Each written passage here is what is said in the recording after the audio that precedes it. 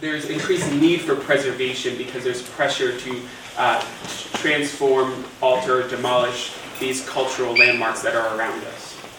And we are looking forward to learning more about the movement in East New York and the value that historic preservation can bring to communities. The people in this room that you will hear from have made history by preserving history. So thank you. You know, I was dormant before PENY. I wasn't involved in politics whatsoever. I thought I was just incapable. But when the mayor decided that he wanted to come to East New York to revitalize it, but forgot about how to protect it, that's where, it helped me activate the activism, because he was going to mess with my hood. So, there's a lot of history that even us that live in the neighborhood, we are blinded to it.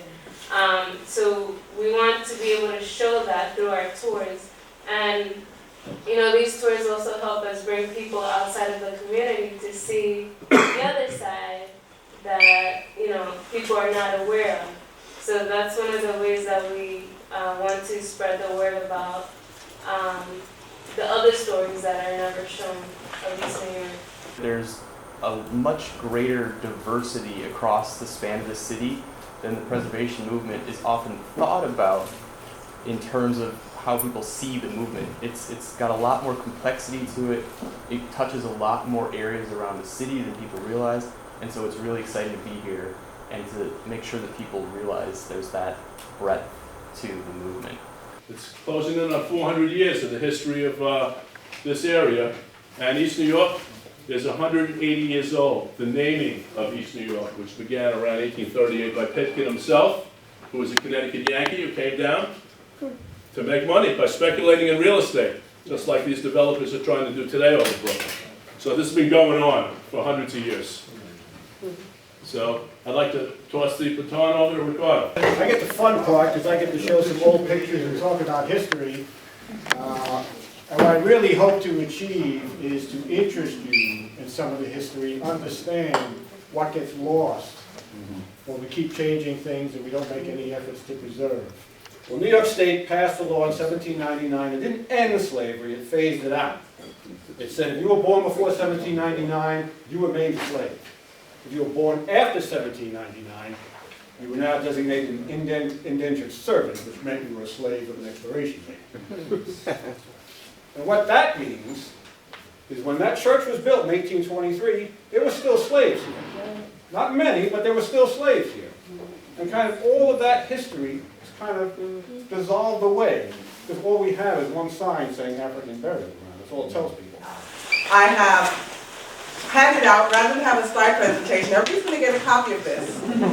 Because we need to remember this. Tag it on your wall. They say if you put something on your wall, you read it every day. It will cause you to take action, you'll remember it. So preservation, and these are lessons I learned, are about politics. It's about persistence and perseverance. I had perspiration in there as well, but I took that out. And the politics of New York City is land use.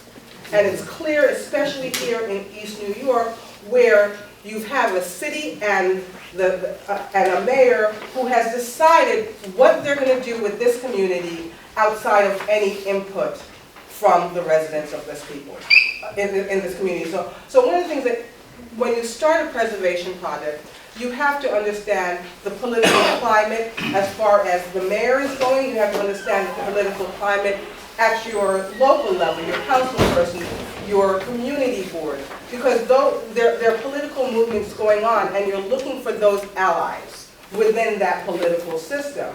So you have to be vigilant about what's happening politically, locally, statewide. You look at things like the National Trust for Historic Preservation and your tax credits, and I'm sure Zumalina has talked to you about that.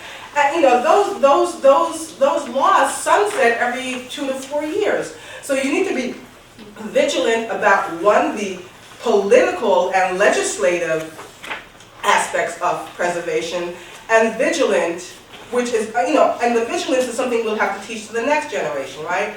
Vigilant about protecting what we have designated.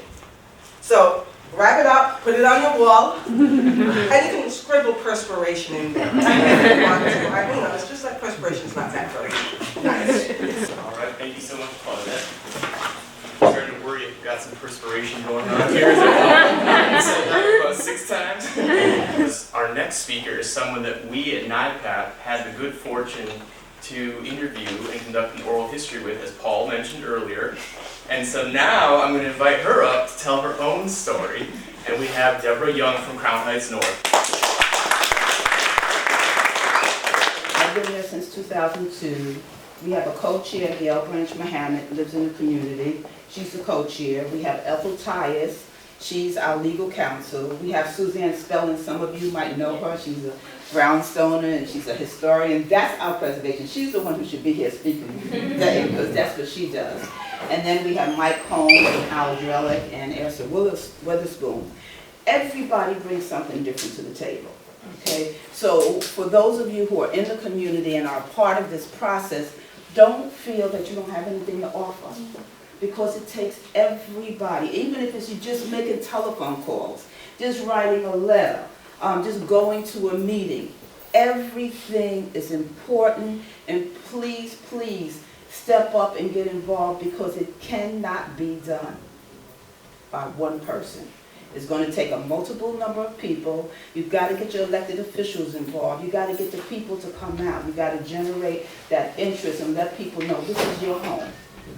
Okay, and you want to do whatever you can to protect it. You need new blood. You need people with new ideas and visions that want to get involved. That's a big struggle to get people to come in and want to do the work. And last but not least, developers. That's the big challenge. Everyone wants a piece of the pie, and it's about money. It's not only about affordable housing. They're not in tune with, well, let's do it in a way that can preserve the character of the neighborhood. And it's a constant fight, and we're in it until the end.